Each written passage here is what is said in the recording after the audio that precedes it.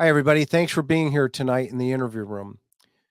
Tonight's guest is Frances Gain, the mother of Brian McKenzie, who you recall was 21 years old when he disappeared on September 27th, 2019. You remember he left work at Denny's at 3 p.m. in the afternoon to go to a friend's house by the name of Sean in Jackson, Tennessee. An acquaintance named Keenan Murphy, who was also 21, asked Brian to give him a ride in his Jeep. Brian was not seen since that time. Brian's cell phone, however, did last ping Ridgecrest Road in North Jackson, Tennessee. So Brian's mom went on a quest. She's been searching for her son for over 2 years. This is her story tonight, and we're grateful to share it with you. I'm Chris McDonough, a retired homicide detective. I've interviewed thousands of people, from serial killers to ministers. Welcome to the interview room.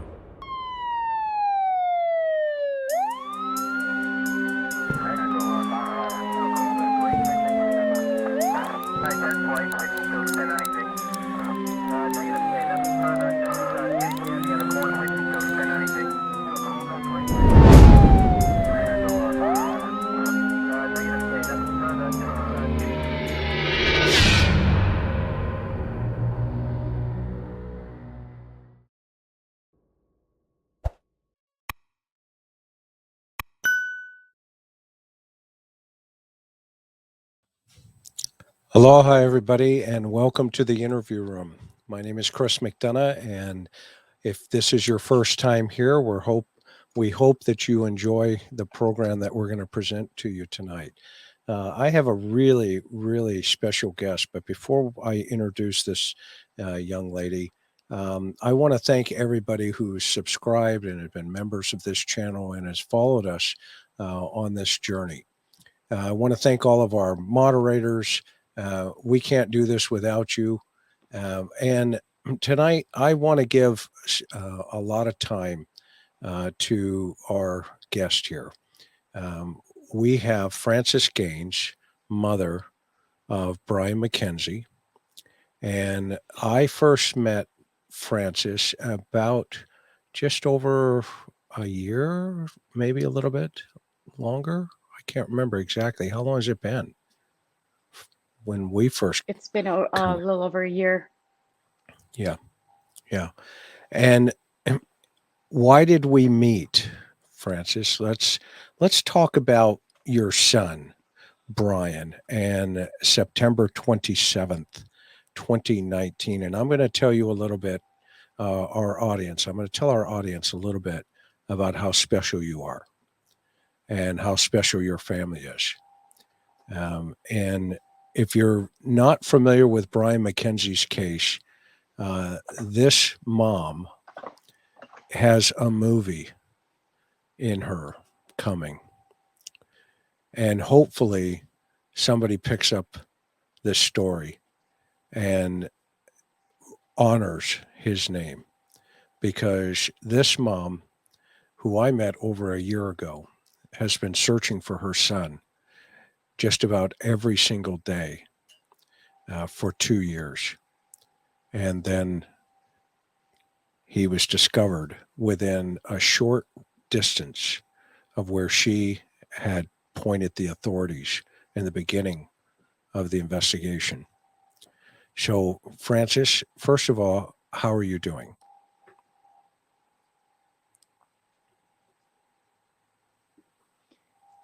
I can hear you. Are you doing okay? I'm doing all right. I'm trying to hang in there. So, tell us about Brian. What do you want to share with the world?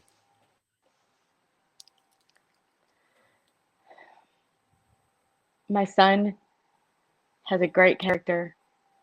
He had a great character. It's hard to say that, you know, because I'm still in that denial of separation a little bit. I had that complicating grieving going on where I have I have a lot of anger in my heart because of the circumstances. He's a hard worker, great ethic. He's a mini me.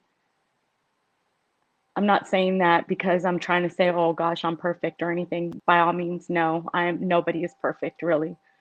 But you always find your children, you just love them. You always find something in them to be passionate about. And one thing about my son, he just had to strive.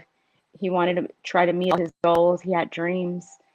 He We would talk all the time and hear music together, go to work hard.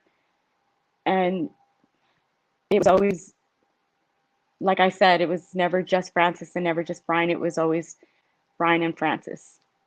I call us the dream team. And when he disappeared, it was like my whole world came to an end. And Take us back to that day. it was really hard. I woke up in the morning and I was going to work. And when I walked around my house, the driveway is at the end of the walkway in the front, and I didn't see the Jeep. And right away, I was wondering, where's the Jeep at? Okay, let's check the room. So I got my key, I opened up the door, and I walked into his room, and I noticed that his bed wasn't slept in. I could tell. I seen his charger, and I seen his man bag on his bed, and I seen his red and white shoes right there, and I seen his other shoes. There was no changing or anything. My son was he's so OCD, and he would even put the papers back inside of his shoes whenever he'd get back home. Stuff is hung up right, he just was organized. And so I started looking for work clothes because I said, you know what? Let me look for the work clothes. No work clothes. Okay, it's too early. His shift's not until 8 o'clock. I have to be at work at 6 o'clock in the morning. And I started right away. My heart started pounding. I just felt like something was wrong. I got to work.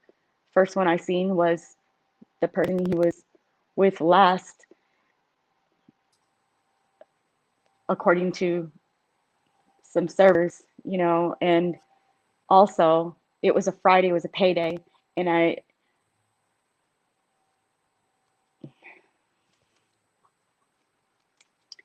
know that he was with him because the server said that he was with him.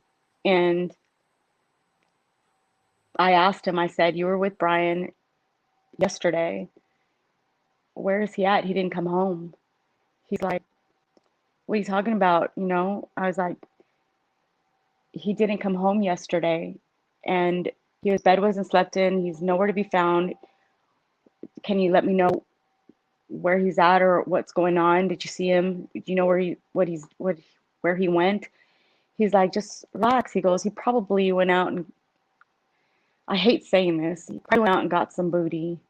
And he called me mama, calm down, mama. He probably just went out to get some booty. And I was like, no, my son doesn't go get booty. He's not like that. He has a girlfriend. He's very faithful to her. I know this. He loves her, and he waits for every vacation for her to visit so that he can spend his time. And that's where he takes his vacation from work, because I'm the general manager. Wherever I work, he works, and I give him that time to spend with his girlfriend. And he said maybe his phone was in charge and his phone ran out of battery. Um, Maybe he got drunk or something like that. And don't worry about it. You're stressing over nothing, you know. And then he said that he was to get somebody to take my shift so that I can go ahead. He can help me search later on. I said, well, just tell me, where to go, what to do, because he's not here. He's scheduled at 8 o'clock. Well, just wait. He's going to show up for work. And my heart was just going really fast. I said, what did you guys do yesterday? It was just, we chilled at my house. We sat on the porch. We were there, just hanging out. And he said he was going home. I was like, okay. He said he was going home. Why? He's like, he was complaining about, anxieties and medication or something like that. So he went home. I said, what time? When? When did this all happen? What were you guys doing on the porch? he's like, we're just smoking out and everything. So um, I said, okay, I'm gonna wait till 8 o'clock. Later on, that text me his address, and he said I only live like a mile from here, less than a mile.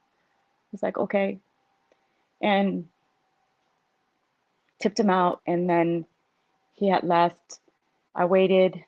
8 o'clock went around, and no Brian. So I got even more paranoid. I got really scared, and I was like, no. I told my managers. I called. They they shut up to work really fast. I said something's wrong. Brian didn't show up for work. He was supposed to be here at 8 o'clock. He didn't come home last night. My Jeep's not at the house. I kept calling my husband, kept texting him, saying, is a Jeep in the driveway? Check. Go walk out the house. Go look out the window. Just look and see if it's parked right there in the driveway. He was like, no, it's not there. It's not here. And I go, my husband was even telling me, you're overreacting, just he's a guy. Just don't smother him. And I was like, no, there's something wrong. There's something really, really wrong. And my Had he manager got communicated? there. What's I'm that? sorry. I'm sorry. I didn't mean to interrupt. I'm sorry. Finish your thought. Um, Manager got there. Mhm. yes, the manager had got there, and she's like, go ahead. I think it was the both of them showed up because the there was one manager that just showed up whenever she felt like it. So I went to work, and of course she didn't show up. I would have been by myself, and two of my managers showed up, and they were like, "Go, we got this. It's okay. Just go on, go." So um, I believe I'm trying to take myself back, and I had the, I had his address, and I remember I'm trying to think if I had called the police before I had went to his house. I did. I made a police report with Mr. Ingalls. And I remember that because his card's right there. And I reported that he was missing. I have everything everywhere. I had steps written down right there what to do when something like this happened because I just started from square one. But I reported missing person, everything with Mr. Ingalls and let him know that he didn't show up to work. And he's like, okay, how long has he been missing for? And I was like, well, today. He said he had 24 hours. I go, it doesn't have to be 24 hours. I know something's wrong something's wrong. My son didn't show up to work. So after that was all said and done, that's when I went to Sean's house. But I didn't want to tell Sean that I had already made a police report because I didn't think he would cooperate with me to go and look for my son. And so I went with him and I went riding around, showed his house, went riding around with him, and he sat in my car and I was asking him a lot of questions. I asked him what were they doing on the porch. He told me. He told me they smoked. He said how much. He said 2 blunts, and I was like, I don't know what that is. 2 marijuana sticks, or what. I said, oh my God, that much? And he drove like that. He was like, yes. He was kind of upset because he hit something in the back of the Jeep. It got stuck to something when he was coming out the driveway. And I was like, no, Brian knows it. I wouldn't get upset about something like that. I was just listening to everything that he was saying to me. And then he started telling me that he was talking about making a rap video or something, and he gave me a name. And the whole time he was just doing this, and he was twiddling his legs, and he was tapping his leg, and I seen nervousness in him, and my heart was racing. I just was driving around, and he was looking down out my window, looking into the creeks everywhere we were driving, just looking down. And I said, why are you looking down everywhere? Why are you looking into the creeks? Why are you doing that? And he said, because you never know. I'm looking for tire marks. Maybe he rolled off and went into, one of these or something. And I'm like, I was getting nervous because I was thinking he knew more. And he did, when he had mentioned that rap video, he didn't know that I know everyone. I know all my employees. I write all their numbers. I got all their numbers down in my phone. Everyone that I employ. Why? Because I'm a general manager. And if you don't show up to work, I'm going to call you. We have a roster. The roster didn't sit on the wall at the door. It was on my phone. So when he mentioned that name, I called that person, and I actually couldn't find him in regular call. I did it through Messenger, and he answered, and I asked him. I said, were you and Brian discussing the rap video you were gonna do this weekend?" He's like, "What, Mama?" He's also an employee of mine that calls me mom. He's like, "I don't listen to that kind of music. I listen to church music." He's like, "Who's telling you these things? Someone's lying to you." I said, "That's all I needed to know. Thank you so much." And I hung up, and I looked straight to him and I said, "I just spoke to that person and he has no idea what you're talking about with the rap video." And he's like, "Well, I don't know. That's just what B said." He called him B. My son, he called him B. Short for Brian, I guess. He called him either B or he called him Will. Anyways, we were just driving. I was asking the questions, and something told me, get him out of the car. Get him out of the car, take him back home. So I said, "It's time for me to take you home. I need to take you home." He was like, "Why?" I said, "Because I need to find Brian."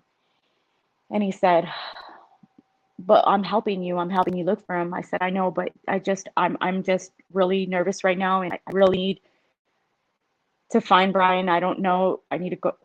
I don't know what I was just hysterical. And I remember him saying, "Okay, but you have to promise me that you're not going to call the police." And I said, "Why?" I asked several times actually, because I couldn't understand what he was saying, why he didn't want me to call the police. He said, "Because I have won't."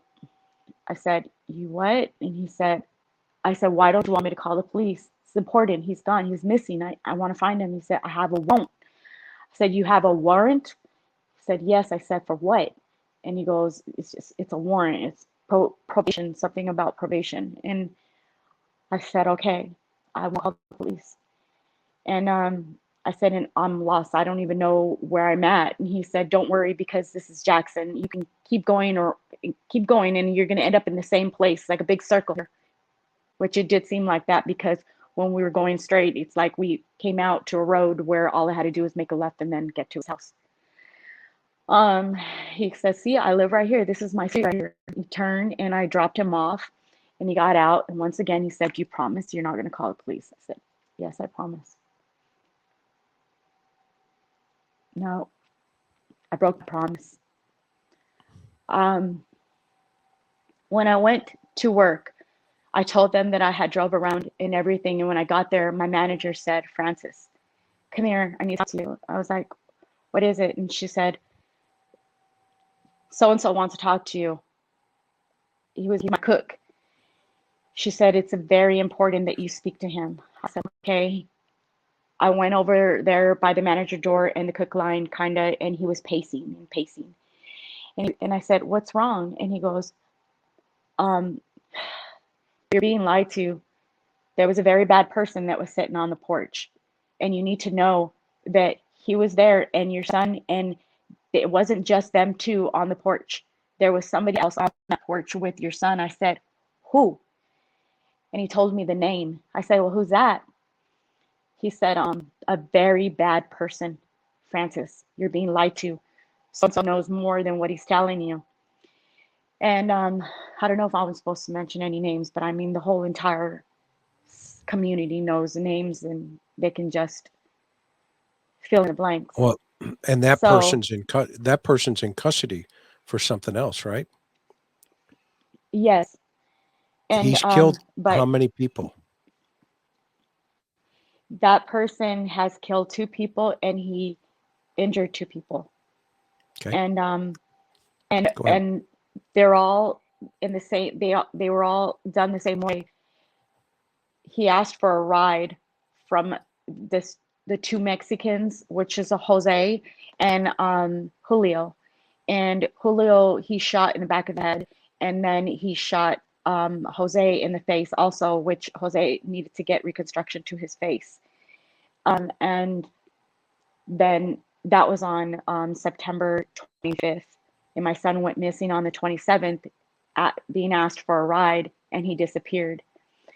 On October 4th, another event, he asked two other individuals for a ride. He shot Vincent Reed in the head multiple times, and then he shot the passenger. He first shot down, and then he tried to shoot him in the head, but he hit him in his shoulder. That person showed me his wounds. Um, all three of these, they were asked for a ride. This person, Keenan Murphy, admit to the things that he had did to these people. I went to court. I sat there with these families as they cried, and they had to dismiss court and say that we needed to reschedule because there was too many emotions flying back and forth. I mean, Thomas Curry Jr.'s father, Thomas Curry Sr., they had to pull him and hold him back because he was just about to jump over that rail just to get to him after he sat there and he thought it was cute to smile and laugh about what he had did to his son. While his mother also sat to the left of me and was giggling and laughing as he walked out of the back, walking out that door where they released the prisoners to join court. It was ridiculous, and so he admit to these. He just didn't have my son in his story. So this Keenan Murphy, who's in custody allegedly for killing all these people, Yes. was potentially one of the last people to see Brian on the night Brian went missing. Would that be correct? Yes. And the friend's house that he was invited to go to, that friend is the one that was in my car that said my son left alone and there was no one else but him and my son on his porch. And my son left about 6:30ish. It's on his text to me when I had kept trying to ask questions. And but my cook told me otherwise. He said that there was a bad person and they were not the only ones. And also the girlfriend of the person that my son went to his house also said that Keenan Murphy was there at the time that she went and dropped him off and seen him sitting there waiting for him to get home. It was about, said 1:30, 2 o'clock. So he was there most of the day. My son got out at 3 o'clock in the afternoon. My son got off at 3 o'clock in the afternoon and punched out, and he pumped gas, and then he drove across from the cameras because we have cameras at Denny's. Drove across, and then he drove right back out because I guess he did something for a quick minute, a text or a call. And according to his phone records, it was about that time that he got that call or that text. And then he went over to his friend Sean's house. And that's what Sean tried to say, that he was by himself and that he left and he had anxieties and blah, blah, blah, take me on a joyride. And when I heard that from my cook and they told me he was a bad person, I flipped. I was like, oh my God. I split out of there. I went straight to the police department. And when I got there, it was even more emotional because I said I made a police report with the Mr. Ingalls. Here's my case number. I know it hasn't been 24 hours. It doesn't need to be. I go, my son did not show up for work. He was supposed to be there at 8 o'clock in the morning. I drove around with this young man that said my son left by himself. And my son didn't, because there's a witness that said there was a bad person on the porch. And he asked my son for a ride. And he got in the car with my son and he left. And so this person is lying. And he said, what is the name of this person that asked your son for a ride? And as soon as I said his name, the cops jumped right up and said, sit down, sit right there. Don't go anywhere. I don't want you to move. It's going to be okay. We're going to take care of this. And I just remember they reacted. It was like I could see the look in their face like they knew who this person was. And I was even more like, oh my God, my son is something wrong. I guess they showed up at his house and arrested him because he had a warrant.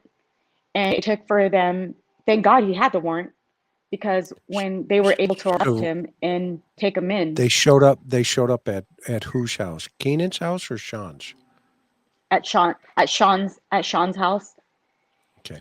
they showed up at his house, and I don't know about them searching the house or anything like that. From what I heard, they didn't. But they asked him questions, and he lied to me. And he had that person. He knew that person, I guess, and the cops knew that person. And my son's gone. My vehicle's gone. He's driving my vehicle, and I was ecstatic. I was in pain.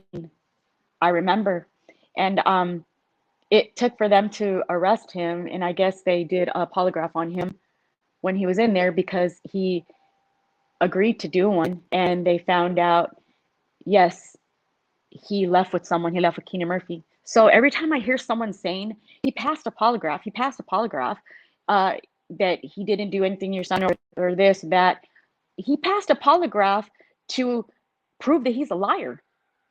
He passed a polygraph to prove he lied to me, the mother of a young man, my son, that has been missing for 2 years. Don't tell me that he passed a polygraph that he's honest. And, why couldn't he just tell the truth to begin with? So let's talk about that journey now. Okay. So that day, you hear this story. In your opinion, you felt that he wasn't being truthful or honest. And in retrospect, now that your son has been found, you were right. Your motherly instinct, your sixth sense, and probably the hand of divine intervention guided your thought process into this feeling that no, there's something wrong here. This is a mother's bond to her child. And no, I don't think anybody quite understands that other than another mother who gets it with their child. Okay. And, that's the kick that you felt for Yes, all those 9 months. yes, You know that kick. Okay. And it wasn't feeling correct in this story. And you just knew right from the get-go. So let's take our listeners to your journey that day, because I know I met you a year into it. And I think you were by that time had a bunch of people that were helping you. But for the most part, you and a handful of now eternal friends, I'm sure of it. The folks that stuck by you from day one, or at least came into it and stuck by you and have believed. Yeah, there they are. Yeah, and I met some of those good people, and they are really super great people. You organize. You all of a sudden become thrust into the middle of a mother's search for her child. And well, go what ahead. I apologize, I don't mean to cut you off. No, that's okay. It's these people, these searchers, every one of them are so unique. They each had their own talent, and I knew nothing. I knew nothing. I was going on the internet, and I started putting, you know, what am I supposed to first do? Second, third, fourth, fifth, sixth, seventh. I have it right here on my diary board. First, act quickly, set in motion. Call number two, call police. Take measures to conduct my own search. Create a group, create a bond with them, learn them. And I'm glad I did, because then the pandemic hit. So everybody has their lives, and no one's going to really stick around forever. 2 years is a long time. And the pandemic hit like a little after Brian went missing. So from my 25, I went down to probably like 5. And I went down to 3, 2, and then myself, and but they're always there for me emotionally. And they work from home for me. I have someone still that would do maps for me and just let me know and give me And you too, Chris. I mean, I was never alone.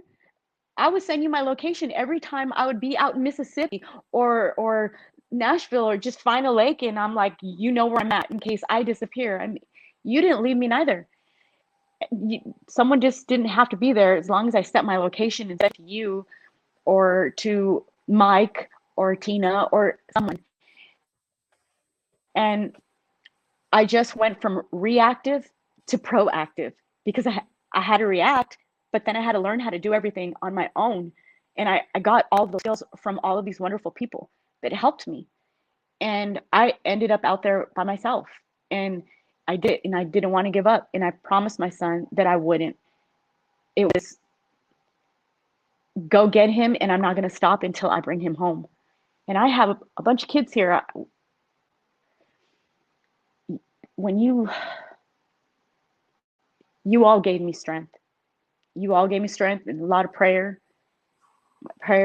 and just love in my heart for my son. You gave us strength.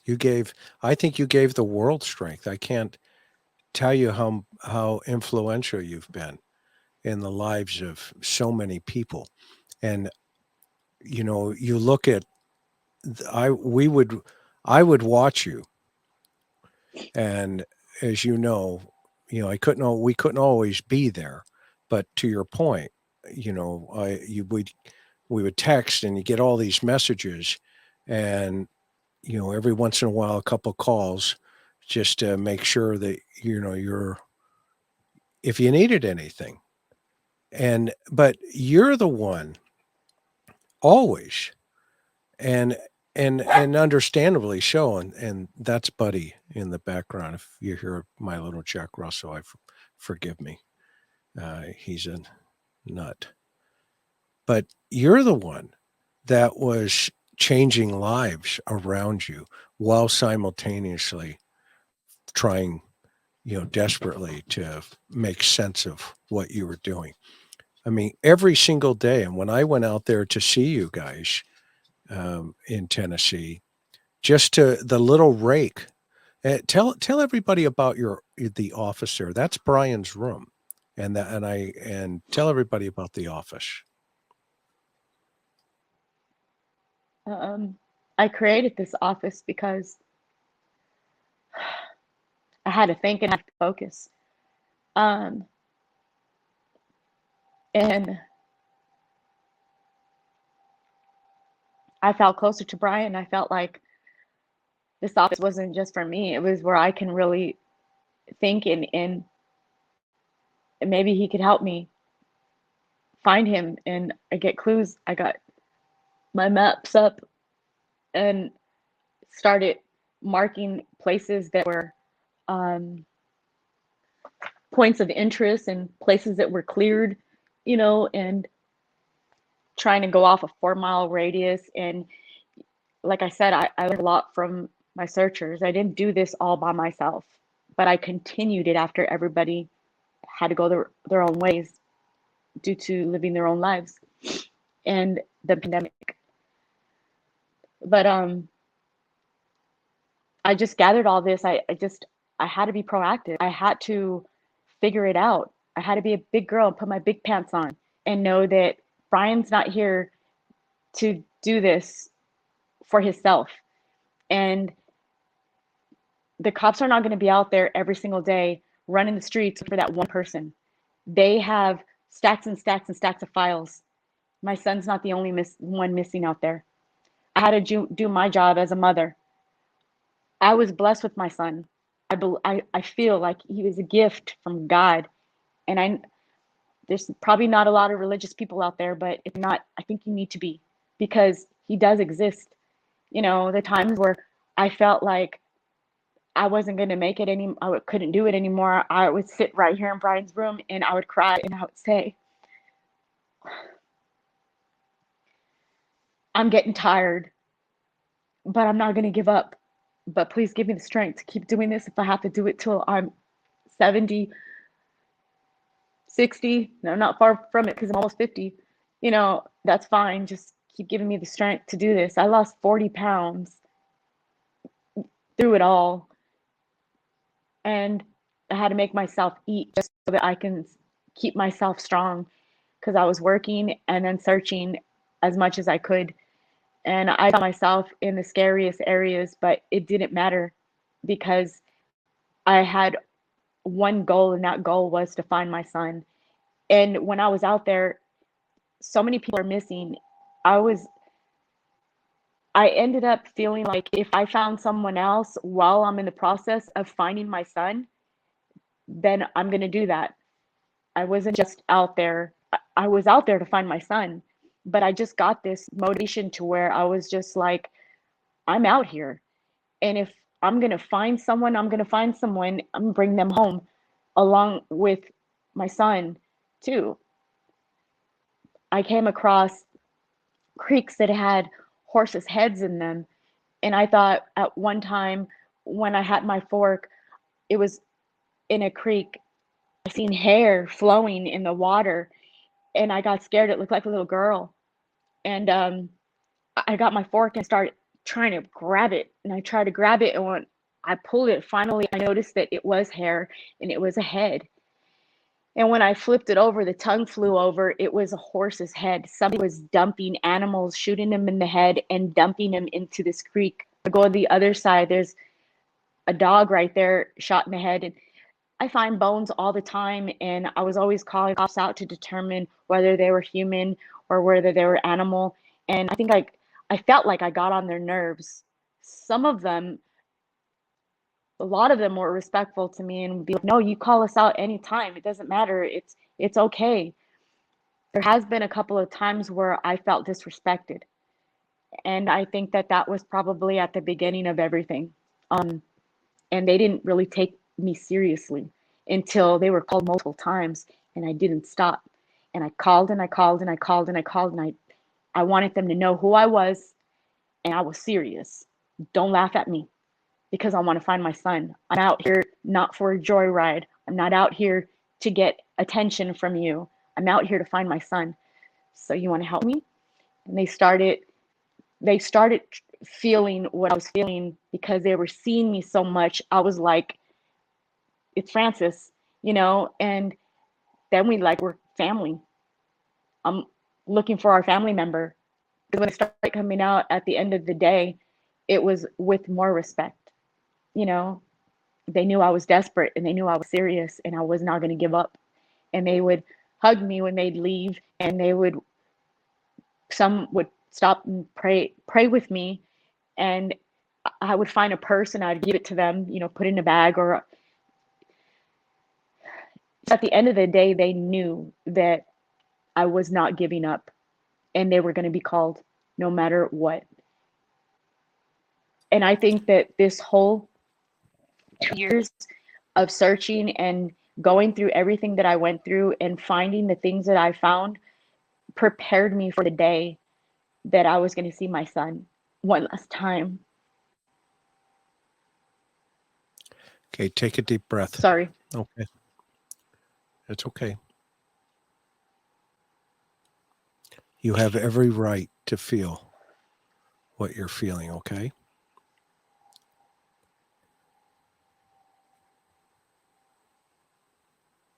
I'm trying to keep my composure. And I'm usually pretty good at it.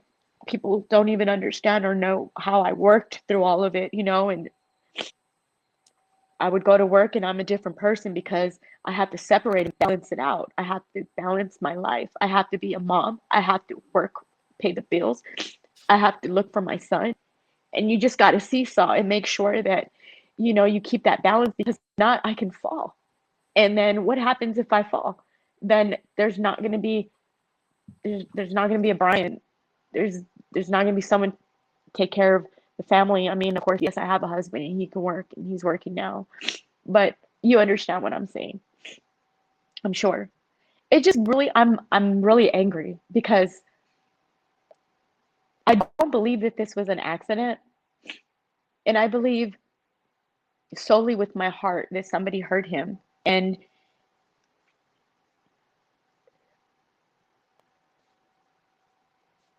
he gave somebody a ride and his phone goes off. after his last phone call with me, and that person even repeats the phone call that my son had with me. I mean,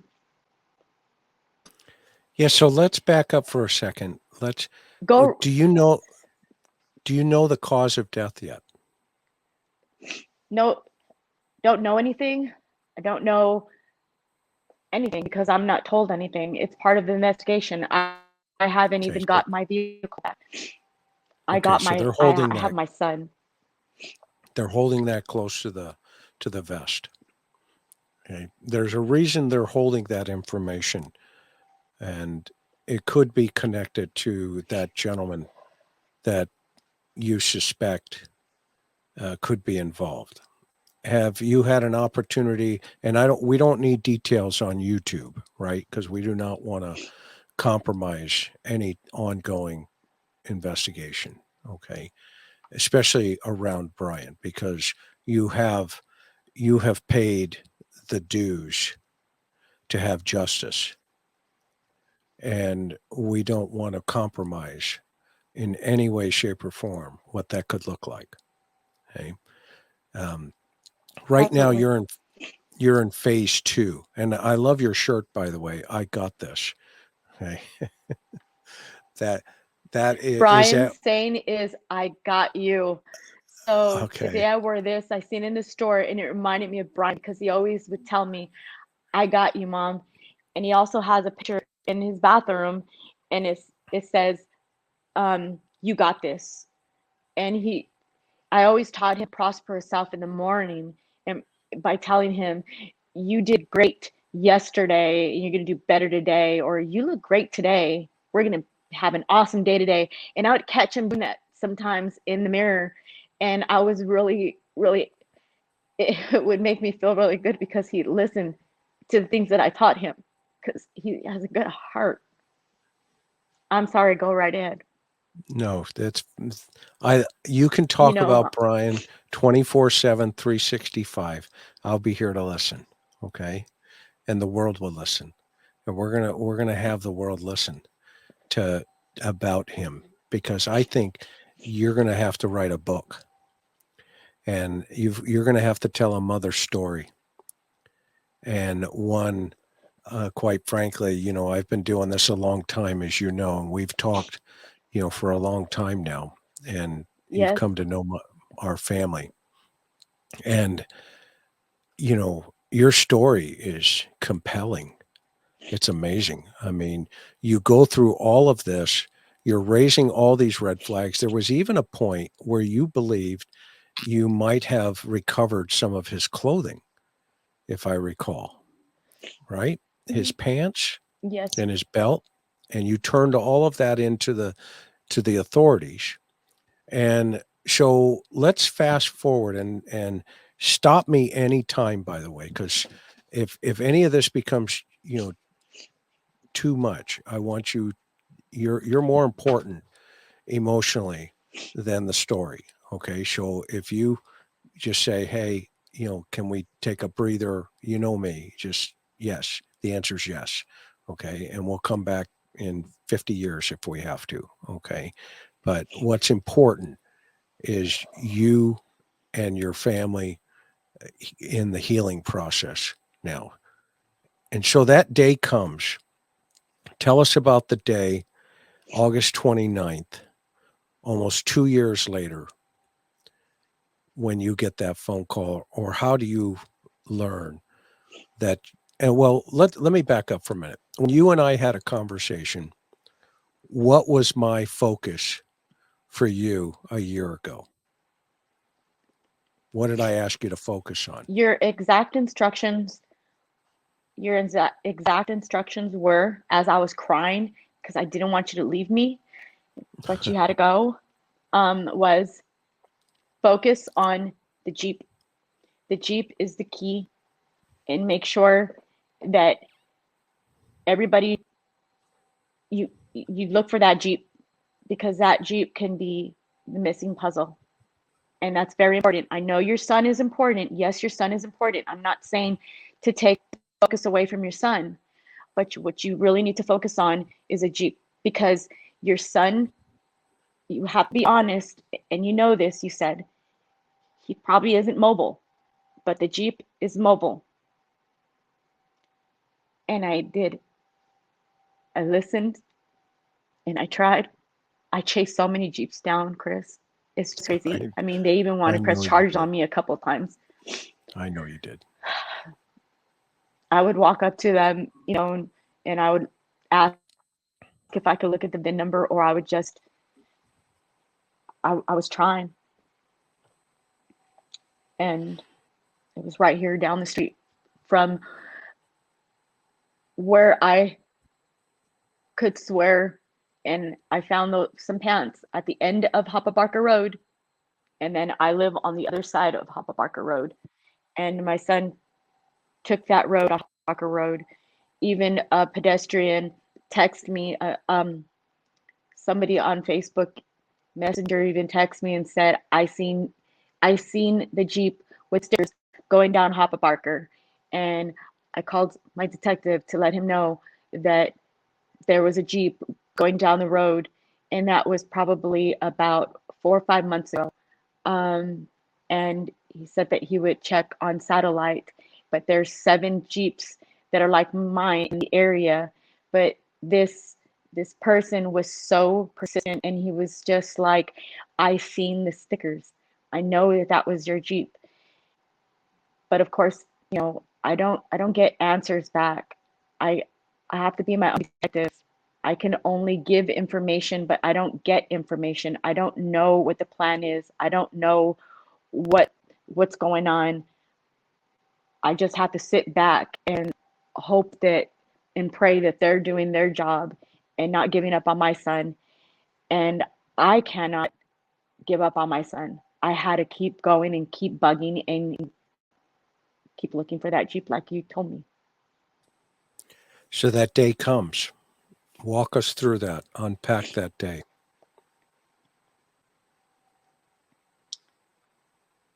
That I found that I didn't find the Jeep. No. They found the Jeep. When I got to the detective's office, like I said, I Well, woke up walk in the us morning, back. I had that dream, I wrote it down. Yep. I'll tell you everything all over again. Well, that's okay. I mean, you had a dream, and in that dream, you dreamt. I'll kind of paraphrase for you, if that's okay. Is that okay? Yes, That that's that okay. you had a dream, and you had this impression in that dream that the Jeep would be found, that there was a man who was holding a statue of Jesus, right? Yes, And lo and right. behold, you wake up and your phone blows up on text messaging. Go ahead and take it from there. Yes. August 29th. I don't know if you can see the time on this. August 29th, 2021 at 10:38 a.m. in the morning. Okay? Mm-hmm. Mm-hmm. I wrote my dream down. There was a little boy, he was screaming from distance, and I was at a bank, and there was a man putting sanitizer on the side where the ladies were working, and I thought it was kind of strange because I was like, in my dream, this is a pandemic, and then he didn't belong on the side, this is a bank. But he seemed nice, and he walked around my vehicle, and he was on the side, and I seen a G statue underneath his arm with a blanket on it. And he looked at me, and I seen him in his eyes, and he kept walking. Um, I was hearing the boy. I heard the boy still screaming, Miss Francis, Miss Francis. They got they found the Jeep. They found the Jeep. Come on, it's over here. We have it. Got Brian. We found Brian. They have him. And I was like, oh my God. And I had my baby in the car, and I told the lady at the gas station if she could watch my son. And I remember she said something about orange juice. Jay brought orange juice. Jay is my detective. Jay brought orange juice, and he was trying to trade something. So if he watches this and there was something about that day that had to do with orange juice, then maybe he can answer that. But I don't know. Something about That's orange juice and Detective trading. Stanfield. Detective Stanfield. Yes. Yeah. Yes, Jay Stanfield. Yeah. She Got said it. his name, and she said yes, something about orange juice and trading it. The little then I was like, "Can you watch my baby?" And she's like, "Yes, Francis," because everybody knows Brian. And so I got out of the car, and I remember running, trying to get to him. And in my dream, I looked, and there was dirt and mud and grass in my fingernails, like I was running like a wolf and digging my fingers in the grass trying to get to him. And as I got closer, I did see the Jeep, and it was to the side of him, and I seen my son laying in the ground. It looked like he had a white shirt and black pants on, but what I'm thinking is because the picture of him, and that's what I seen in my dream, and he was face down, and I had woke from my dream, and I wasn't able to touch my son. I wasn't able to see if there was any damage or anything done to my son. So I was like, God, I want to get back into this dream. And I couldn't. But I grabbed my phone really fast, and I typed my dream down like I do every other dream. Then I wrote down my schedule for work, and I took it down to my work because it's a Sunday. And I remember my daughter texted me saying it was swap meet day. She's in California. And I said, no, it's search for Brian day. Today's Sunday. But something said, go to Tina's house. You're gonna meet Tina today. And I always listen to what I'm told. Like turn left, I'll turn left, turn right. And I went to Tina's house. I was there more than 10 minutes when she got a text from someone saying that they found the Jeep, and her eyes popped up and said, Francis, they found the Jeep. And I said, I just got a text from that same person. They found the Jeep. And then I said, okay, what is it this time? Because someone's always saying that they found, but it's okay because I'll just ask where and then I'll go look. My phone rang. It was like five something. It was the evening, 5 or 4, something like that. I would have to look at my phone. It was a detective, and I answered it, and I knew it was real. I answered it, and I said yes, and he said, Francis, you need to get down to the station. I said, for what? And he said, we're not going to discuss this on the phone. I said, you found my Jeep, didn't you? You found it on Hoppa Barker, right? Hoppa Barker? Because I'm getting texts that my car, my Jeep was there, and you found it. Is my son in there? Do you got my son? Do you have my Jeep?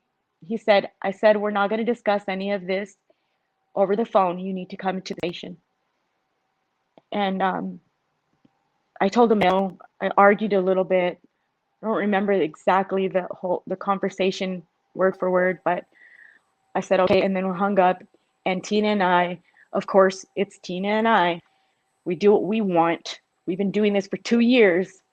So we went straight over to the pond, and there was only one person there. It was a lady from WBBJ, and she was standing in front of the pond, and I started asking her questions, and I seen tire marks like mud coming out of the water, and she said, yes, they did pull the vehicle out, and they think it was.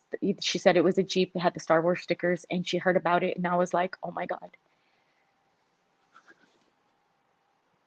So um, I got hysterical, and I think Tina had to pull over a couple times because I had to throw up because I had my anxieties and everything. I just was thought I was gonna have a heart attack. And we got to the police station. Tim was following us. That's her husband, and making sure that we were gonna be okay because we're two women and we're hysterical and we're both screaming and yelling and crying in the car and beating on everything because we're so angry that he was only just right there and we've been everywhere. And I get to the police station and they open up the door, we went in there, and they're all standing right there, all around.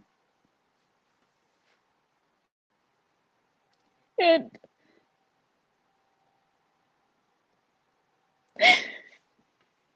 I said, was my son in there? They said, we have a Jeep and um, there's remains. I said, I want something from my son. Oh, did you have his backpack? Did you have anything that belongs to him to prove that that was my son? Because I was in complete denial that it might be somebody else. And they said, we don't have that information. We need to ask you to sign this because the remains went out to Nashville. And I was like, no, I want my son.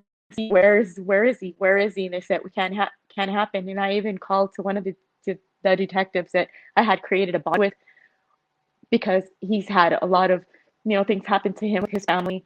And I felt like, his story and my story and him losing people that he loved was so much, just I had created this bond at the beginning. And he's been through a lot too. And he's a really great guy. He's Nick Donald. And I looked at him like he was gonna do something, like he was gonna do something for me and give me Brian. I was hoping that he'd say, "Okay, Francis, sure," but they said no, and I was so upset. I grabbed the chair and I picked it up, and I think Tim had to come up behind me because I even hit the table. I was so mad, and I said, 2 years, 2 years. I've been searching for my son, and he's right here down the road, a road that I've been asking and begging for it to be searched. And he said, we did search it, Francis. We searched it as much as we could. We've been up and down that road several times. Said there's a pond right there. And my son was in it the whole time. And it was like I was pointing blame at them. I was so angry. I was so mad. I wanted my son. I said, That's very just normal, give me by the my way. son. That's very normal to have that anger and to feel that anger. Okay. I'm still And angry, Chris. I'm still I angry know, I know, I know, I know. because, I don't believe it was an accident. And for somebody to do whatever they did to my son is just, it's not even humane. And be normal, not run around and kill people, for no reason at all. It's just, why is it like this? Why?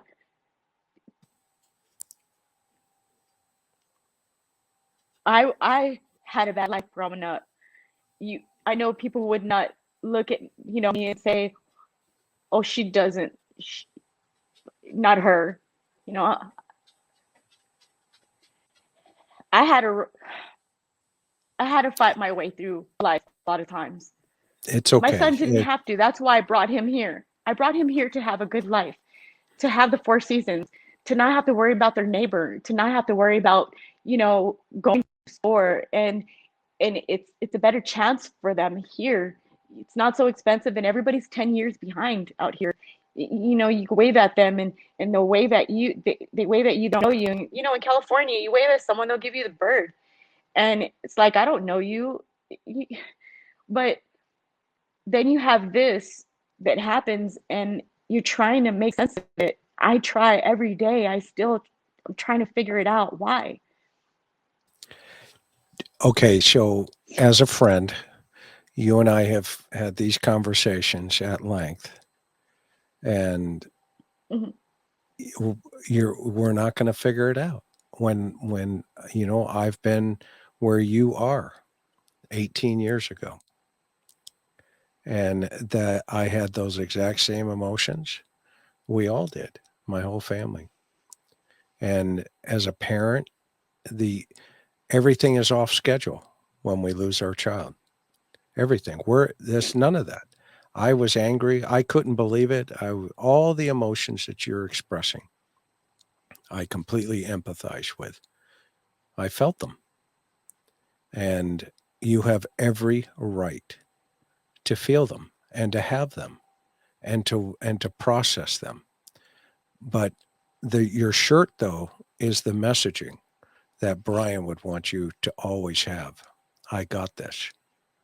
And you're a great woman. You're a great mom. You're raising wonderful children to this day, through all of this, I mean, through the last 2 years, you've been processing and raising children and working and supporting a home with your husband and your family. And, now you're into a situation. I tell people it's the club nobody wants to be in. Okay. And, but at some point you're going to be asked to pay it forward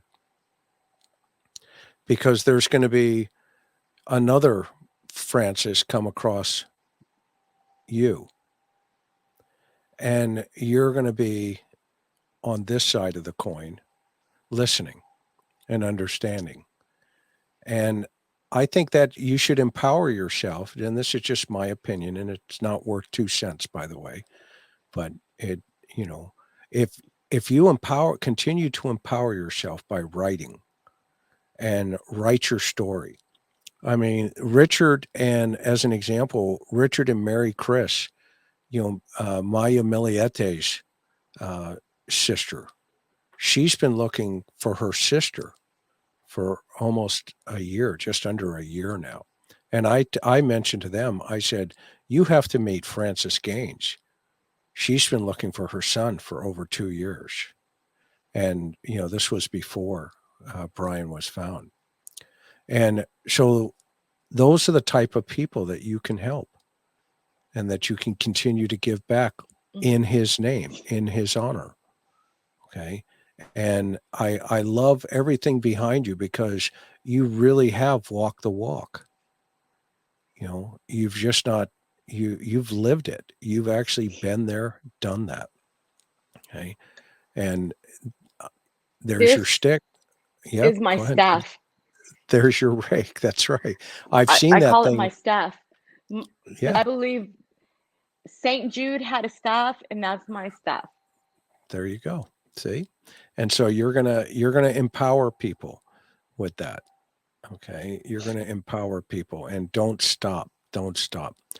All right. So a couple other things, and then what I'm gonna do is I'm gonna give you a breather because I'll talk for a week and a half, and we're already into an hour here, and you guys are carving Oh, wow. pumpkins tonight in honor of Brian. Show everybody Brian's pumpkin photograph real fast because I know the kids are working and you've been gracious enough to take your time. It was Brian when he was little. And when you guys at At Disneyland. Disneyland. Yeah. Yes, that's Mariah. I don't know if this one is more clear. We were 2 minutes from Disneyland. It's where we would just go to take the time away. Awesome. He loved Disneyland. And I haven't spent any holidays with any of my children because I cut myself off from the holidays because I just couldn't do that. And this is the first holiday that I'm actually spending with them. So there's going to be I'm usually a lot in my of room. See, there's a lot of firsts coming. Okay. You have to make me a promise. Okay. You're going to get through those first. You have to empower yourself to push through those first. Okay. There's first birthdays, there's first Thanksgiving, first Christmas. All of these first are coming. And each one of those are going to be harder. Okay. As you get into it. Okay. But as time goes on, okay, they become, and you can endure them and respectfully. Okay. And it'll never go away. Okay, but you learn to endure faithfully. And for each of us, we do it differently. Okay, but now, and you have to give it away. You have to give it away. Meaning a gift has no value unless you give it away. Okay. And what I always used to say is the greatest exercise you'll ever do is lift somebody else up. This is So true. there's going to be, it's true. And you've been doing that. And there's a lot of moms out there and a lot of dads who are in your predicament right now around the world. I'm sure they're going to find you and they're going to say, what do we do? What did you do the first day? What did you do the first week? Okay. So write a book and teach them what to do and how to do it.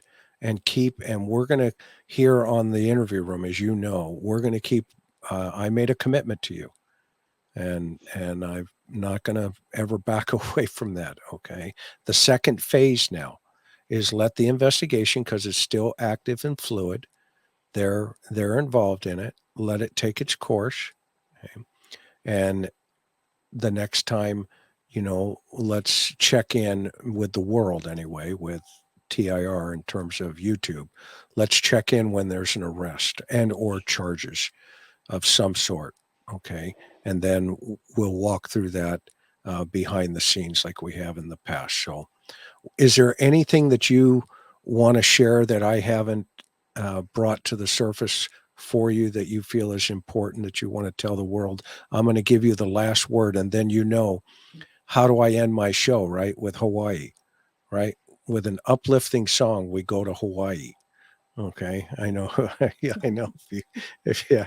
So I always do this. Okay, the shaka. Okay, but you have the last word, Francis, and then I'm going to take us to Hawaii. Go ahead. I just want to let all the mothers, the fathers, anyone who's missing someone and they feel like they just can't do it, it's possible. You can do it. If you need help, reach out.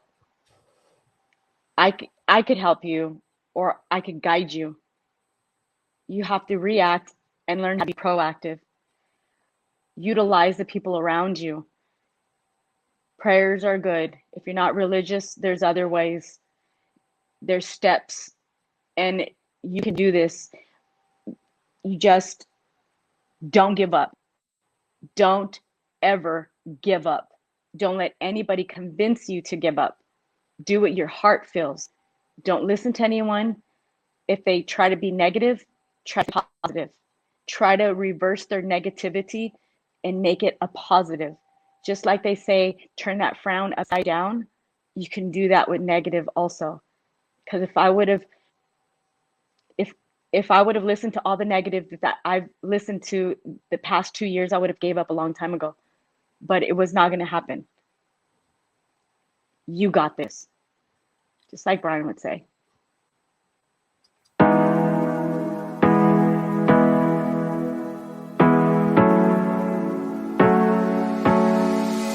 Hard working every day, I'm stressed out, 24/7, babe, no timeouts, wish we could fly away.